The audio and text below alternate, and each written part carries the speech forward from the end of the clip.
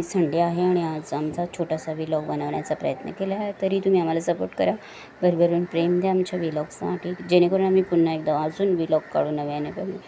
तसेच आता आपण चिकन आणलेलं आहे मार्केटमधून आणि त्याला मी आता साफ करून घेणार आहे आणि पुन्हा स्वच्छ धुवून घेणार आहे. पहिले त्याला साफ करणार आहे, त्याच्यानंतर मी पूर्ण त्याची घाण काढणार आहे आणि ते कॉकटेल आहे चिकन. आणि मग त्याच्यानंतर मी पुन्हा असं एक एक करून सर्व चिकन साफ करून घेतलं आहे.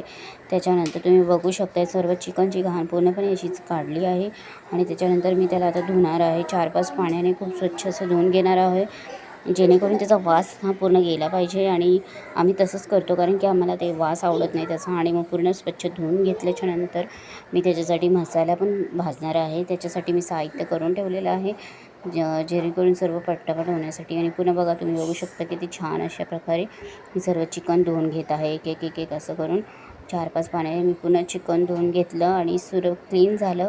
मग त्याच्यानंतर ती कॉकटेल होती, मग आम्हाला ती शिजवून घ्यायची होती पहिले.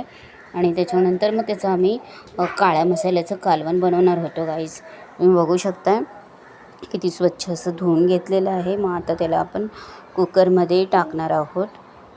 सर्व मला सफाई पण आवडते. मी काम करता करता जेवण बनवत असते, कारण की जे पडलं ना मला अजिबात आवडत नाही. मग पूर्ण आपण कांदा त्याच्यात ॲड केलेला आहे त्या चिकनमध्ये. आणि त्याच्यानंतर आपण थोडीशी हळद आणि मीठ आणि गरम मसाला अख्खा टाकणार आहे, कारण की त्याचा स्मेल गेला पाहिजे.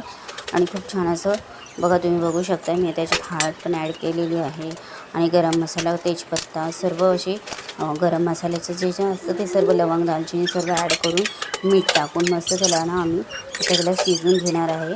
पहिले त्याचं पाणी आटवणार आहे आणि त्याच्यानंतर मग त्याला पूर्णपणे असं मिक्स करून मग नंतर आपलं दुसरं पाणी आहे ना ते टाकून मग त्याला शिट्टी देणार आहे. तुम्ही बघू शकता मी पूर्ण पाणी त्याचं आटवत आहे, त्याला हलवून. आणि मग त्याच्यानंतर मी त्याच्यामध्ये आपलं पाणी ॲड करून मग त्याला शिट्टी देणार आहे.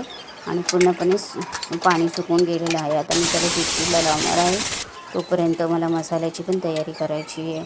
आणि मग एकीकडे लगेच मसाल्याची तयारी केली, लगेच एकीकडे कांदा ठेवला होता भाजायसाठी. कांदा पूर्ण आपल्याला काळा होऊसतर भाजायचा आहे. काळ्या मसाल्याचं कालवण म्हटल्यावर काळा कांदा लागतो.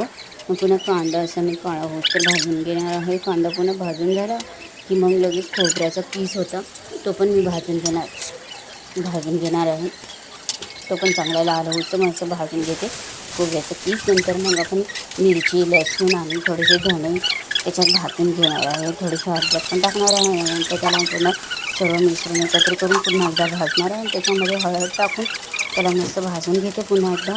आणि मग तुम्ही बघू शकता किती धूर झालं, कारण की काळा मसाला म्हटलं घरात खूप धूर होतं आणि गरम तर खूपच होतं, कारण की गरमीचे दिवस चालू आहे. मग आता पूर्णपणे मसाला भाजून घेतला आणि माझ्याकडे मला तांदूळ टाकले मी, कारण की मला आवडतं तांदूळ, त्याचा फ्लेवर एक वेगळाच येतो. पण तुम्हाला जर तांदूळच्या जागी तुम्हाला चण्याची डाळ टाकायची तर तुम्ही टाकू शकता, कारण की छान लागतं, काही नाही ते. पण मला आवडतं तांदूळ आणि टेस्ट तर वेगळी येते, खूप छान वाटते. आणि मग त्याच्यानंतर मग मी मसाला पूर्ण एकत्रित करून घेतला आहे, तुम्ही बघू शकता. आणि मग साईडला लगेच मग मी फोडणी पण दिली आणि भाजीसाठी तयारी केली फटाफट.